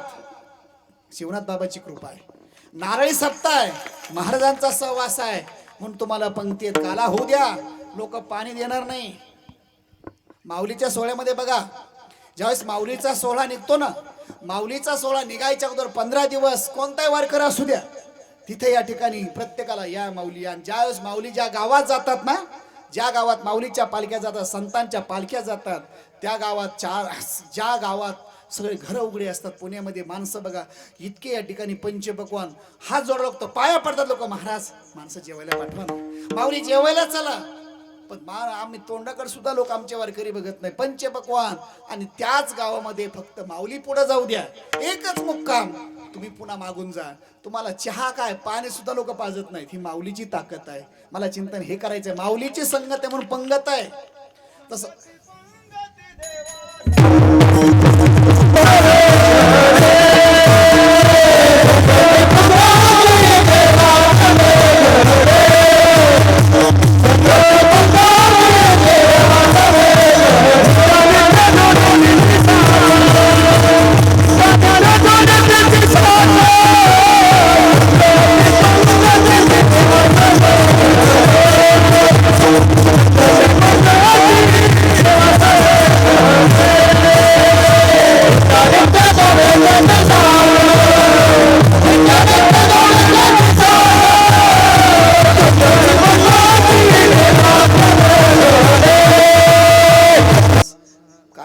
आपल्या गावात रोज पदार्थ वेगळे खायला, ही पंगत आहे. मला लौकिक खाण्याबद्दल मला बोलायचं नाहीये, हे का घडतंय संगत माझ्या. मी एवढं सांगेल, 7 दिवस तुम्ही सप्ताह करताय, काही नाही घडलं तरी चालेल, पण संगती चांगली करा, चांगल्या लोकात राहा, चांगले विचार ठेवा, मजबूत विचार ठेवा, दरिद्री विचार ठेवू नका, आणि अगदी ज्ञानेश्वरी गाथा यांची संगत करा. जीवनामध्ये कुणाची संगत करण्यापेक्षा साधू संतांच्या संगतीत राहा. तुमचं भाग्य आहे की तुमच्या भागामध्ये अर्थात नारायण बाबा, वामन भाऊ महाराज, भगवान बाबा, अतिशय त्यागमूर्ती संत, आज त्यांची सेवा करण्याचं सौभाग्य तुम्हाला मिळतंय. अशा लोकांच्या संगतीत राहा. आणि मला चिंतन हे करायचं आहे, मला चिंतनाचा विषय हा सांगायचा आहे, संगतीचा परिणाम आहे. इतका बदल जीवनामध्ये होतो. सजीवावर संगतीचा परिणाम काही विशेष नाही आहे, पण निर्जीवावर सुद्धा संगतीचा परिणाम होतो. तुम्ही आंधीला कधी आलात, माऊलीचं समाधीवर डोकं ठेवतो, डोकं ठेवल्यानंतर पुन्हा माणसं विचारतात, काहू इथे भिंत कुठं चालवली. लोक सांगतात, नाही इथून पुढे वळा, डाव्या साईडला जा, तिथे तुम्हाला भिंत चालवली दिसेल. तिथे जातो आपण, हार घेतो, माऊलीच्या त्या भिंतीवर ठेवतो आणि श्रद्धेने दर्शन घेतो. जेवढा ज्ञानोबराच्या समाधीवर आपला भाव आहे, तोच भाव त्या भिंतीवर आहे का. आपल्या गावात भिंती नाहीत का, आपल्या गावात दगड नाहीत का, पण आंधीला जाऊन 500 किलोमीटर 300 किलोमीटर जाऊन 1000 रुपये खर्च करून त्या भिंतीचं दर्शन का घेतो, त्याचा परिणाम आहे का? त्याच भिंतीला ज्ञानोबराचा सहवास लाभला, निवृत्तीनाथांचा सोपान काकाचा मुक्ताबाईचा सहवास लाभला. आणि म्हणून त्या भिंतीवर सुद्धा श्रद्धा लोकांची का, याच भिंतीवर माझी माऊली बसले. म्हणून मला चिंतन हे करायचं आहे. लक्षात ठेवा, आई वडिलाचं या ठिकाणी कोणी व्रत श्राद्ध घालत नाही, पुण्यतिथी घालत नाही. पण मागच्या महिन्यामध्ये आळे फाटला या ठिकाणी ज्ञानोबराचा रेढा, ज्या रेड्याने वेद बोलले आणि त्याच रेड्याच्या समाधीला लाखो लोक उत्सवाला येतात. का आपल्या गावात रेडे नाहीत का? अरे वडिलाची पुण्यतिथी कोणी घालत नाही, करोड रुपये तिथे खर्च करतो का? त्यांना विचारा, भूतकाळ आठवा. याच रेड्याला माऊलींचा सहवास लाभला होता. मला चिंतन हे करायचं आहे. संगत खूप महत्वाची आहे. आज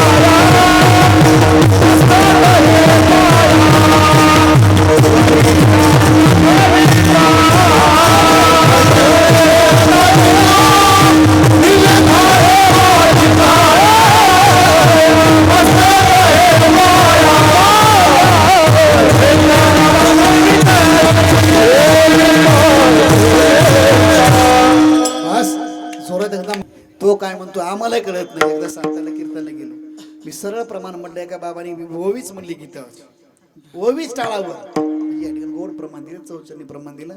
आता कीर्तनकार सोपं आहे, कीर्तनाची संख्या वाढते पण आमची पाठांतर कमी होत आहे.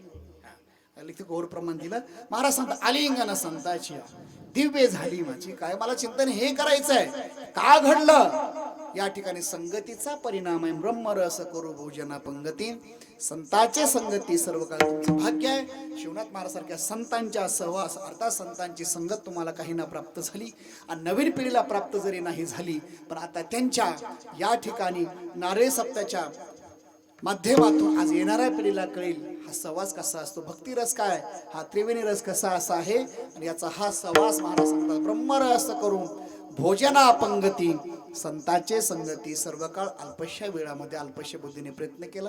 संप्रदायाच्या नियमानुसार अगदी वेळेमध्ये एकदा सर्वांनी हात वर करा, लोकाला सुद्धा कळू द्या नारळी सप्ताह. या ठिकाणी ज्यांना ज्यांना हात आहे धाय खादलेचे खाया वडीने महाराज सांगतात देवा अनेक पदार्थ सेवन केले, एकदा खाल्ले पुन्हा खायची इच्छा होत नाही. पण असा या ठिकाणी परमार्थ रस आहे. मग अशी महाराज बोलले या ठिकाणी हा परमार्थाचा रस आहे.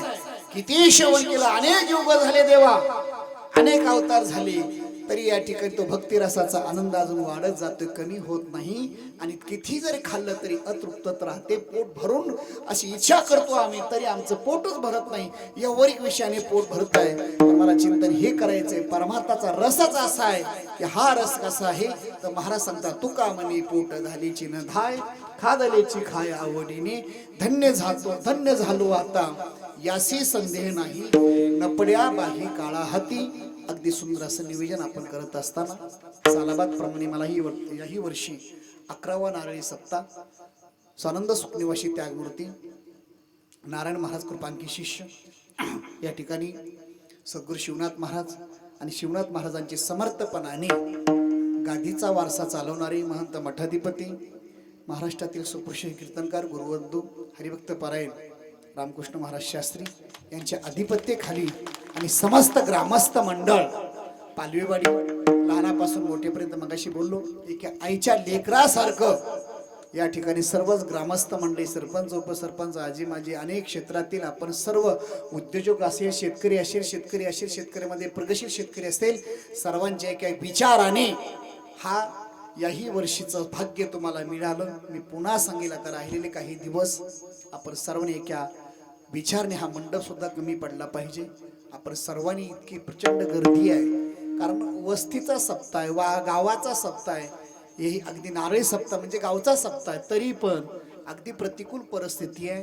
अर्थात निसर्गाची अकृपा आहे. काही ठिकाणी आपल्याकडे निसर्गाची यावर्षी कृपा आहे आणि त्याही कृपेमध्ये आपण कृपा करत असताना कृपा संपादन केली. शिवनाथ महाराजांची सेवा आहे, नारायण बाबांचे आशीर्वाद तुम्हाला लाभले. अनेक महात्म्याने सदिच्छा भेट दिली. गुरुवारी आदिनाथ महाराज शास्त्री, अगदी त्यांचं सुद्धा खूप मोठं प्रेम आपल्या गावावर आहे. मला माहिती आहे, माझा त्यांचा अगदी जवळचा संबंध आहे. त्यांचा कुठलाही उत्सव असेल, बऱ्यापैकी माझे कार्यक्रम तिथे असतात अगदी. आणि अगदी विठ्ठल महाराजांनी सुद्धा सदिच्छा आशीर्वाद आपला प्राप्त होताच आहेत. आणि विशेष 7 दिवस या ठिकाणी मगाशी म्हटलं, महाराज तुम्ही कालेला येणार का आजच? ते म्हणजे 7 दिवस इथे उपस्थिती आहे. आणि लक्षात ठेवा, 7 दिवस उपस्थिती राहून सर्वाशी एकरूप करून हा कार्यक्रम या ठिकाणी करणं सोपं नाही. अगदी मला माहित आहे, कार्य करत असताना येणाऱ्या काळामध्ये दाते भरपूर आहेत, पण नेतृत्व कमी पडत आहे. पण महाराजांना ही गोष्टी सर्वांना प्राप्त होत नाहीत. मामा काहीच लोकांना प्राप्त झाल्या. महाराजाला नेतृत्व ही गुण कसं असावं महाराजांना प्राप्त झालं, आणि दातृत्व गुण कसं असावं ही त्यांना या ठिकाणी दाते एकत्र करण्याचं गुण या ठिकाणी महाराजांनी दिला. आणि मी पुन्हा सांगेल, काहीच सुद्धा मी बघितलं, विठ्ठलगडावर माझं प्राणपसलं कीर्तन झाले, 2-3 कीर्तन तिथे झालेले आहेत.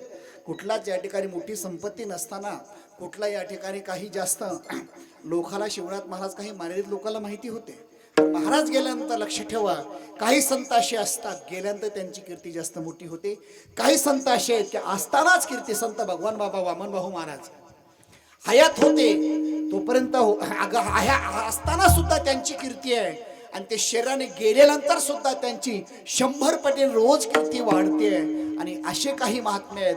तसं या ठिकाणी शिवनाथ बाबा होते तोपर्यंत काही ठराविक लोकांना माहिती होते, आणि ते गेल्यानंतर सुद्धा महाराज सांगतात, तुका म्हणे एका मरणेची सरी उत्तमची उरे कीर्ती मागे. आणि समर्थपणाने ही परंपरा महाराजांनी चालवली. आम्हाला अभिमान आहे, स्वाभिमान आहे. ते म्हणतात जास्त वर्णन करायला मी सांगतोय अगदी, कारण ज्या माणसं किती कष्ट असतात, सोपं नाही. अरे 10 बाय 12चे रूम बांधायचं म्हणलं, 1 गुंठा घ्यायचं म्हणलं, पाथडलं तर घेणं होत नाही. क्षेत्राच्या ठिकाणी एवढी जागा घेऊन येणारे दूरदृष्टी आहे. येणारा या ठिकाणी येणारा समाजात तिथे राहावा येणारा काळ आहे. पैशाच्या थापी येतील, लक्षात ठेवा, बंडल येतील, पण बंडल बांधायला भिंतीला जागा तर पाहिजे ना. आम्हाला गुरुवारी सांगायचे, बुवा बांधा शेजारी किलोने सोनं विकत घेणं होईल. गुरुवारी केंद्र महाराज सांगायचे, बांधा शेजारी घरा शेजारी किलोने सोनं विकत घेणं होईल, पण अर्धा किलो माती मिळणार नाही. अशी परिस्थिती या क्षेत्राच्या ठिकाणी चालू आहे. आणि ही दूरदृष्टीने अगदी कमी वयात, मी पुन्हा विधान करतोय, आणि कमी वेळामध्ये शिवनाथ बाबांची समर्थपणाने परंपरा चालवली. मला अभिमान आहे, स्वाभिमान आहे. तर जाताच एकच विनंती करेल, या ठिकाणी संकल्प चांगला असेल तर काही कमी पडत. येणारा काळ त्यांच्याकडे फार मोठे स्वप्न आहेत. येणारा काळ शिवनाथ महाराजांची सेवा, त्यांचे आशीर्वाद, नारायण बाबांचे आशीर्वाद घेऊन दूरदृष्टीने खूप मोठे संकल्प येणारा माणूस आहे. त्यांची सेवा कशी होता येईल, कारण येणाऱ्या काळामध्ये मॅनेजमेंट फार महत्वाची आहे. ज्याला मॅनेजमेंट जमली तो समाजामध्ये माणूस टिकून आहे. आम्हाला शिकत असताना विठ्ठल महाराज भुले बाबा सांगायचे, बुवा ज्याला व्यवहार जमलाय त्यालाच परमार्थ जमलाय. हा, लक्षात ठेवा, व्यवहार महत्वाचा आहे. व्यवहार आणि परमार्थ समीकरण ठराविक लोकांना जमतंय. परमार्थ खूप करतो, ग्रंथ पाठ आहेत, पण व्यवहार शून्य आहे. काहीला व्यवहार आहे पण परमार्थ झिरो आहे. ती दोघाला समीकरण जमलं पाहिजे आणि त्याला एकमेव कारण आहे सत्य संकल्पाचा दाता नारायण. की संकल्प दुसऱ्या करताय. माझं एक उदाहरण मी तुम्हाला सांगेल. कधी आळंदीला आलात, आळंदीला आल्यानंतर मी तुम्हाला विनंती करेल, आव्हान करेल, 5 किलोमीटर गाडी उभा करा, मीटर लावा, मीटर लावा, चहू बाजूने कुठल्याही दिशेने या. आळंदीमध्ये बघा एक जागतिक कीर्तीचं मंदिर साकारत आहे. ते मंदिर म्हणजे नामा म्हणे ग्रंथ श्रेष्ठ ज्ञानदेवी, एक तरी ओवी अनुभवावी, भाव अक्षराची गाठी, ब्रह्मज्ञानाने गोमटी, ते हे माय ज्ञानेश्वरी, संत जना माहेश्वरी. कुठून जर आलात तर 211 फूट हाईटचं उंचीचं मंदिर आणली साकारताय. त्या मंदिराचे संस्थापक त्यागमूर्ती गुरुवर्य गोविंद महाराज केंद्रे महाराजांनी संकल्प केला. ऐका, त्यांच्या जीवनामध्ये कुठल्याही शाळेमध्ये महाराष्ट्रामध्ये त्यांचं नाव नव्हतं. दीक्षा गुरु आणि विद्या गुरु माणसाचे 2 असतात महाराज. दीक्षा गुरु या ठिकाणी ऐश्वर्य संपन्न संत भगवान बाबांनी पैठणला माळ घातली, हे दीक्षा गुरु आहे. आणि विद्या गुरु सद्गुरु जोग महाराज वारकरी शिक्षण संस्था, तिथे संस्थेमध्ये आळंदीला आल्यानंतर ज्ञानेश्वरी विकत घेण्याकरता खिशात 10 रुपये नव्हते. ज्ञानेश्वरी विकत घ्यायची म्हणलं तरी 15 रुपये नव्हते. एका सद्ग्रस्ताने जुनी ज्ञानेश्वरी दिली. तीच ज्ञानेश्वरी माऊलीच्या अजनोशाखाली माऊली माऊली करत 160 पारायणाचं अनुष्ठान केलं, माऊलीच्या अक्षराने जवळ केलं. पुढे या ठिकाणी 4 वर्ष जोग महाराज संस्थेमध्ये बसले. आणि बघता बघता ऐका, मला सांगायचं काय, त्यांचं चरित्र मला सांगायचं नाही, संकल्प सांगायचा आहे. 4 वर्षामध्ये त्यांना कधीच नवीन धोतर आणि नवीन शर्ट दुकानात जाऊन घेणं झालं नाही. घरची परिस्थिती कुठलीच आधार घरचा नव्हता, कुठलाच आधार नाही, पळून आलेले होते. आणि आळंदीमध्ये शिक्षणाची जिज्ञासू होती. 4 वर्ष त्यांना नवीन धोतर कधी मिळालं नाही. नवीन म्हणजे स्वतःच्या खर्चाने. वैकुंठवासी मृदंग महर्षी पांडुरंग महाराज वैद्य बाबा, या ठिकाणी वैकुंठवासी विठ्ठल महाराज चौधरी, अनेक महात्मे गुरुवरेचे धोतर, जुने धोतर गुरुप्रसाद तोच घालायचा आणि आपला साधना परमार्थिक जीवन साधना करायची. धोतर फाटलं तर शिवण्याकरता पूर्वी, आता शिवायची अवस्था राहील नाही आपल्याकडे, कोण शिवते आता, फार काळ बदललाय. थोडं फाटलं तर आम्ही टाकून देतो, ही आजची परिस्थिती आहे. आता पूर्वी लोक शिवून घालत होते, आताचा काळ आम्ही फाडून घालायला लागलो. इतकी फॅशन झाली की नाही बघा. पूर्वी शिवून लोक घालायचे ना, आता गुडगा फाटलेला दिसतोय, नको नको तिथं फाटलेलं घालतात लोक, म्हणजे आताच फॅशन झाली.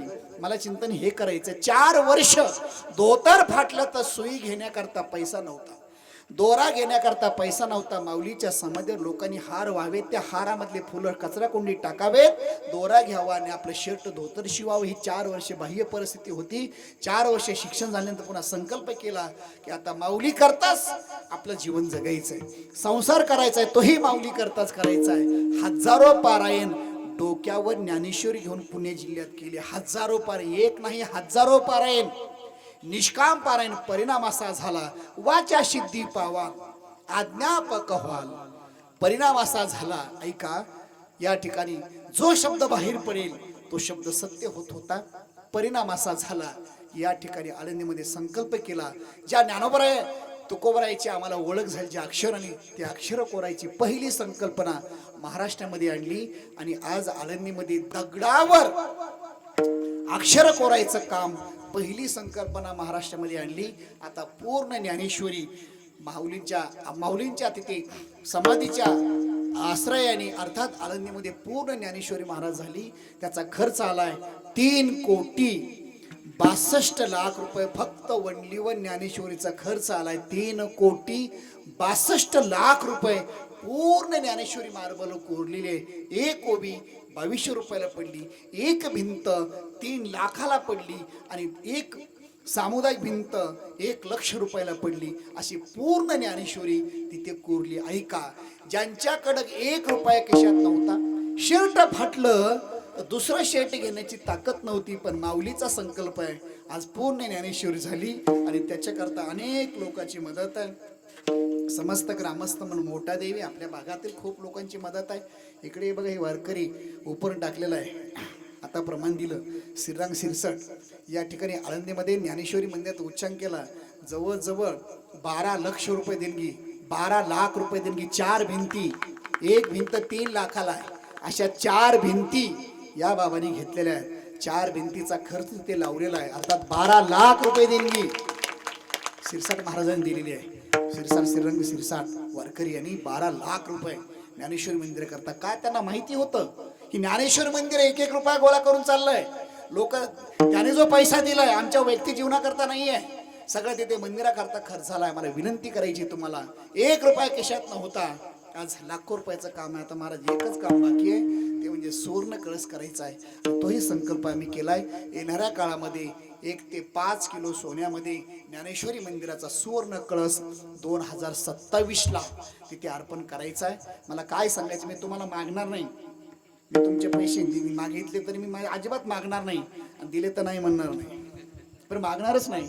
ते या ठिकाणी विनंती का सांगायचंय, 1 ते 5 किलो सोन्यामध्ये सुवर्ण कळस 2027ला बसायचं आहे. तसं तुम्हाला दूरदृष्टी आहे, तसं या ठिकाणी मी सुद्धा येणाऱ्या काळामध्ये कुठेतरी संस्थाला अजून जागा असावी. यावर्षी 16 गुंठे 8 गुंठे घेतली, आता 8 गुंठे आपल्या घ्यायची आहे. मंदिरा शेजारी फक्त अन्नदान करण्याकरता यावर्षी महाराज कळस बसवायचा होता. तुम्हाला निमंत्रण होणारच होतं, पण एक पुढचे 2027ला कळस आपला सुवर्ण कळस बसवायचा आहे. मला काय सांगायचं आहे, खिशात 1 रुपया गुरुवारी महाराजांचा नव्हता. महाराज गेल्यानंतर 13 वर्ष झालं. त्यांच्यानंतर या ठिकाणी अजून तीच परिस्थिती आमची होती, पण 1-1 रुपया गोळा करून आज आळंदमध्ये पूर्ण मंदिर पूर्णतः येत आहे. त्याला कारण काय, संकल्पच चांगला आहे. आणि संकल्प त्यागी असेल तर लोक करोड रुपये देतात, आणि संकल्प जर भोगी असेल तर लोक चहा सुद्धा पाजत नाहीत. ही परिस्थिती आज समाजाची आहे. माझी विनंती आपला असेल तर या ठिकाणी महाराजांचं जे कार्य असेल त्या कार्याकरता जेवढं आपल्याला मदत करता येईल, गावकऱ्यांना विनंती माझी असेल की आपण त्यांचं पंढरपूर, आळंदी, पैठण अनेक काही संकल्प असतील त्या कामाकरता सर्वांनी मदत करा. या ठिकाणी कुठलाही विचार न करता, या ठिकाणी विचार करून करण्यापेक्षा मदत ही महत्वाची आहे. सर्वांनी त्यांना मदत करा हीच विनंती तुम्हाला असेल. अगदी सुंदर असा भव्य दिव्य नारळी सप्ताह शिवनाथ बाबांनी प्रारंभिक केलेला 11वा नारळी सप्ताह, त्याचं आज आपल्या या ठिकाणी सुंदर असं नियोजन, अर्थात सेवेचा आनंद आपला घेता येतो. किती आनंद मगाशी बघितलं, लहान पोरं काय मोठे माणसं काय, इतके सुंदर असा करोड रुपये जरी दिले तरी तो आनंद नाही. ऐका, अजून 10 दिवसानं तुम्ही ठरवलं, गावकऱ्यांनी विनंती केली महाराजांना, अजून दुसऱ्या महाराजाला विनंती केली, आम्ही 2 कोटी रुपये खर्च करणार आहे, असा आनंद आहे. तर महाराज सांगतात तो आनंद तसा नाही. कोण येतो कोणाच्या घराला, देवासाठी झाली शिवनाथ बाबांची सेवा आहे म्हणून नारळी सप्ताह आहे, म्हणून इथे एवढे लोक जमतात. एवढा भव्य दिव्य मंडप आहे, एवढं सुंदर निवेदन आहे, आणि एवढं दातृत्व आहे. किती दान आहे बघा, किती पंक्ती झाल्या मगाशी. अजून सुद्धा ज्याला जेवायचं आहे त्याने कीर्तनातून उठायचं आणि पंक्तीला बसायचं, तरी इतक्या अन्नदान आहे. अजून एवढे लोक जेवेल एवढं अन्नदान मी प्रथमच बघतोय. एवढे जेवेल एवढं अन्नदान शिल्लक आहे. ही या ठिकाणी तुमच्या गावची एकोपा आहे. आणि माझी विनंती असेल, या ठिकाणी सुंदर असं भव्य दिव्य निवेदन समस्त ग्रामस्थ मंडळ पालीवाडी यांनी केलं, सर्वांनी सहकार्य केलं, त्यांना धन्यवाद देतो. ज्यांचे राहिलेत, मला वाटतं कोणी राहिलंच नाही, तरी एखादा राहिला असेल त्यांना विनंती असेल, बाबा आपण कुठलाही विचार न करता या कार्याकरता सर्वांनी सहकार्य करा. हाच भाव असेल माझा, हाच तुम्हाला आव्हान असेल. कारण एक हात असण्यापेक्षा हजारो हात येणं पुढं महत्वाचं आहे. या सेतू करता अनेक रामप्रभू सेतू बांधताना अनेकांनी सहकार्य केलं ना, तसं नारळी सप्ताह आहे. या ठिकाणी मला वाटतं शेषराव भाऊंची सेवा आहे, गावकऱ्यांची सेवा आहे, पण आपली सेवा त्यामध्ये असावी, हाच भाव आहे. पुन्हा एकदा झालेली कीर्तन रूपी सेवा श्री संत भगवान बाबा वामन भाऊ नारायण महाराज यांच्या चरणी सेवा समर्पित करत असताना माझं श्रद्धास्थान, आशास्थान, प्रेरणास्थान गुरुवारी गोविंद महाराज केंद्रे महाराजांच्या चरणी सेवा समर्पित करतो. आणि जाताना एकच विनंती करेल, एक छोटंसं मी निमंत्रण देतो. यावर्षी अधिक मास आहे, अधिकस्य अधिकम फलम, 3 वर्षे येणारा पर्व काळ आहे. महाराजांची कुठे सेवा असेल तिथे सप्त्याला जा. नाही जमलं तुम्हाला तर एक छोटंसं निमंत्रण देतो.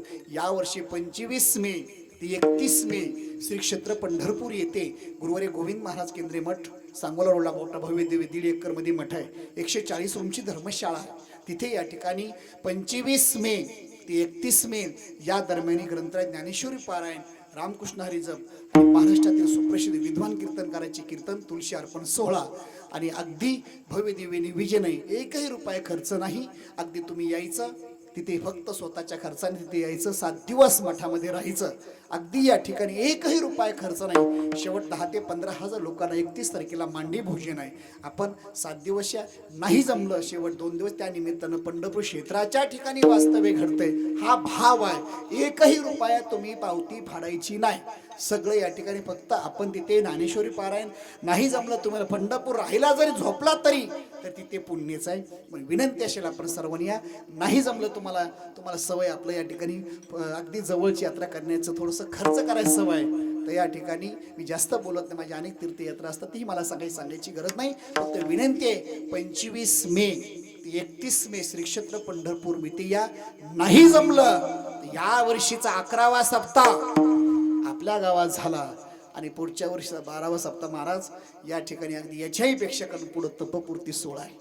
याच्याही पेक्षा पुढे तपपूर्ती सोहळा चांगल्या पद्धतीने करा. कुठल्या गावात आहे बस मोठ्यामध्ये तर बस काय आपल्याच गावात आहे म्हणजे आपलंच म्हणजे प्रेमाचं गाव आहे आमचं. अनेक लोकांचं गाव मोठं आहे तर या ठिकाणी मोठे करायला माझी विनंती असेल आता या ठिकाणी 12वा वर्ष तपपूर्ती सोहळा बरं का. इकडं मामा गेले का झोपायला. हा या ठिकाणी सगळं अगदी 12 वर्ष तपपूर्ती सोहळा आहे चांगल्या पद्धतीने. कारण देवीची गाव आहे देवीची भक्त आहे. तुम्हाला कोण विचारणार नाही सप्ताह कुठे मोठ्यामध्ये. कोण मोठ्यामध्ये मोठा माहित नाही. देवीपेक्षा कोणीच मोठा नाही. भाग्य आहे आज नारळी सप्ताह मोठ्यामध्ये करण्याचं भाग्य मामा तुम्हाला आहे. काही कामी नाही बरं का. 4-5 पगार आहेत आपल्याला. काही घाबरू नका. तर या ठिकाणी माझं प्रेमाचं अगदी अनेक माझ्या आंधीचे विद्यार्थी अवस्थेपासून या लोकांचे संबंध आहेत माझे. दरवर्षी नवरात्रामध्ये सगळे चेंज होतात. मी आदिनाथ बाबा चेंज होत नाही. नवरात्रामध्ये सगळे चेंज होतात. ऐका मला सांगायचं काय या ठिकाणी अगदी मोठ्यामध्ये सेवा याहीपेक्षा म्हणजे चांगल्या पद्धतीने आपण सेवा करा. एखादी सेवा मला सांगा आर्थिक सांगा कुठली सांगा मला तरी काही मागणं पुरण गोसावी रड कोल्हापूर लुटायचं मोठ्याला दान करायचं. महाराज अगदी निश्चितपणे हक्क सांगा केंद्रीय महाराज इथे तुम्ही ही करा अगदी या ठिकाणी. कारण 12वा वर्ष आहे 12वा तपपूर्ती सोहळा. याच्यापेक्षा पालवीवाडीकर तुम्हाला सहकार्य करणारच आहेत. पण मोठेकर सुद्धा समर्थ माणसात काही कमी नाही. फक्त एकदा एक झाले की बस पर्वत सुद्धा उचलतात. पण पर्वत उचला पण थोडा त्रास घ्यावा लागतो आम्हाला. तर विनंती आहे अगदी समर्थ माणसं आहेत देवीच्या गावातल्यात येणारा काळ आहे त्याहीपेक्षा मोठ्या पुढच्या वर्षी 12वा तपपूर्ती सोहळा प्रथम अर्थात तप सोहळा क्षेत्र मोठा देवी अर्थात तिथे होणार आहे. तुम्हाला धन्यवाद देतो आणि असंच आपल्याकडनं सेवा घडो. हाच भाव हीच श्रद्धा शिवनाथ बाबांच्या चरणी सेवा समर्पित करून महाराजांनी सुद्धा एवढं भव्य दिव्य निवेदन केलं. असंच तुम्ही महाराजांच्या मागे राहा. हाच भाव पुन्हा व्यक्त करून झालेली सेवा माऊलीचे समर्पण. ज्ञानेश्वर माऊली